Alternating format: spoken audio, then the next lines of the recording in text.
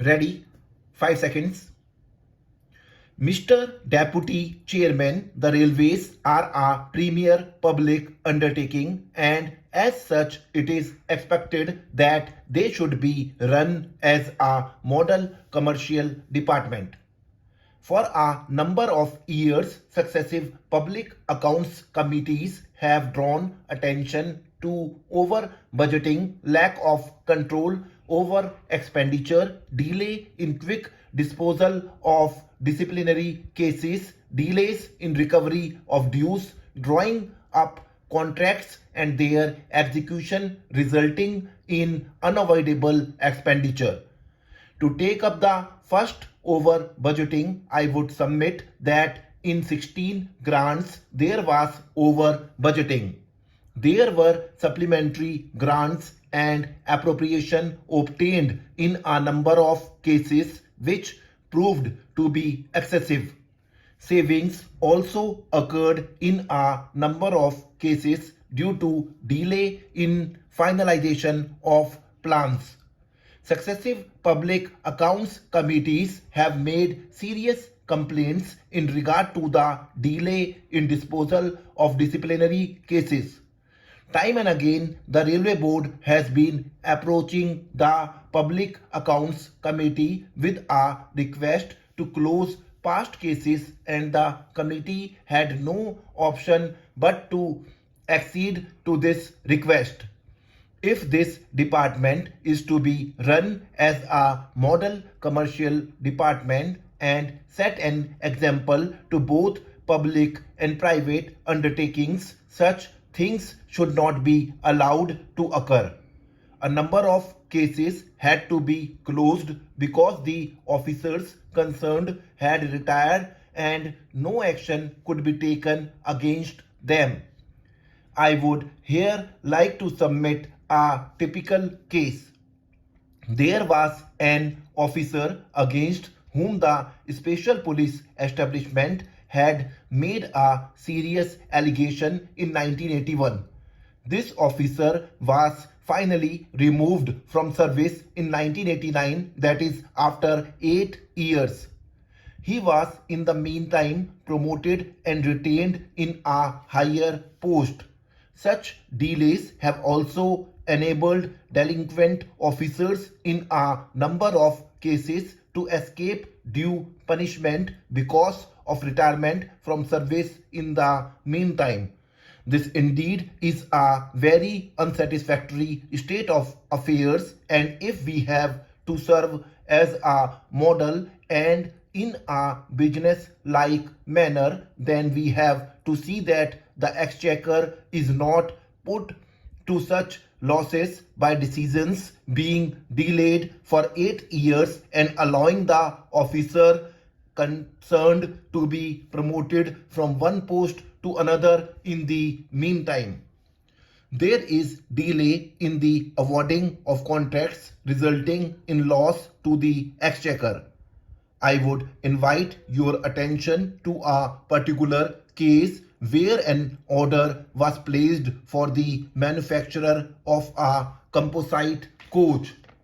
After a month, the Northern Eastern Railway made a reference to the Railway Board seeking approval for placing the order. Even though the quotations were to remain open only for a month and a half more, the Railway Board took 5 months to dispose of the case, and the result of it was that the contract for the manufacture of this bogie was awarded at a higher rate because the date had expired. It is a serious matter. It may be said that the Railway Board was not perhaps aware of the closing date of the tenders, but then it was the duty of the railway administration to have seen to it that in matters like this, the board was fully posted with the information.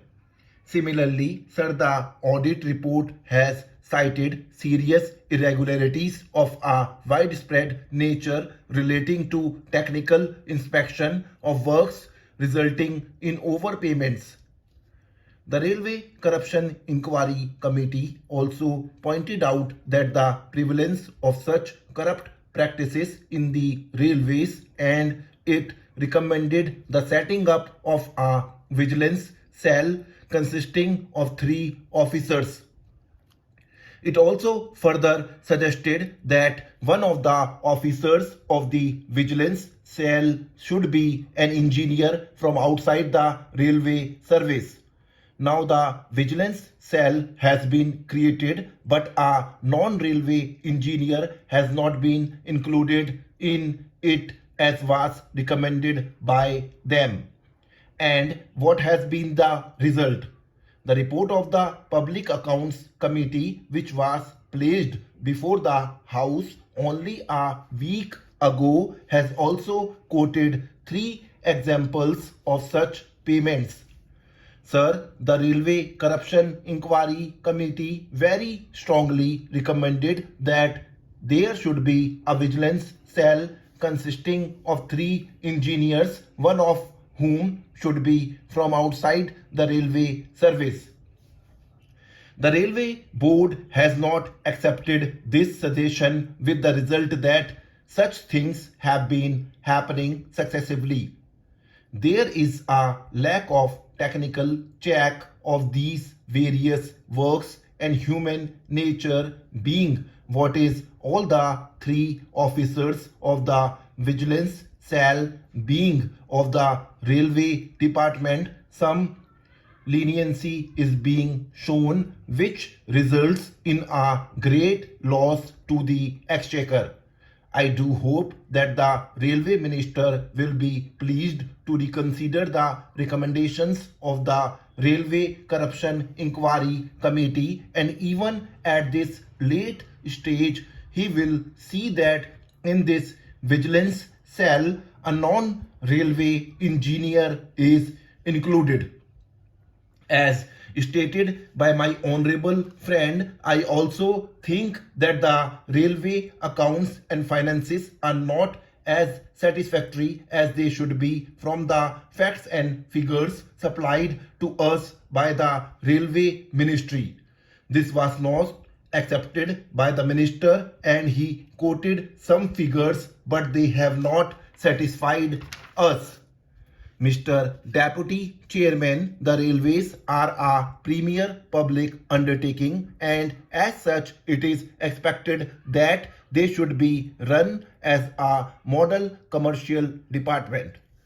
For a number of years, successive public accounts committees have drawn attention to over-budgeting, lack of control over expenditure, delay in quick disposal of disciplinary cases, delays in recovery of dues, drawing up contracts and their execution resulting in unavoidable expenditure.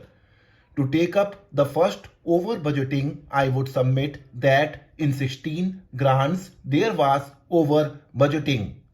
There were supplementary grants and appropriation obtained in a number of cases which proved to be excessive.